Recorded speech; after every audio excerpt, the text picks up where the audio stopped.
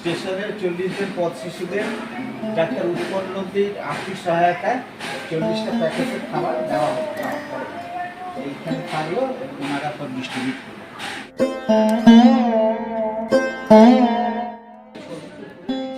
আপনার হাতে আমি দিয়ে দিচ্ছি বর্ধমান মিউনিসিপ্যালিটি বৃদ্ধাশ্রমে 20টি প্যাকেট। ওনাদের সব পথ শিশুরা বৃদ্ধরা থাকে, ওনাদেরকে দেওয়ার জন্য 20টা প্যাকেট আমি দিয়ে দিলাম। যে দিদি এখানকার ইনচার্জ, যিনি সবাইকে ডিস্ট্রিবিউট করবেন। আসছি।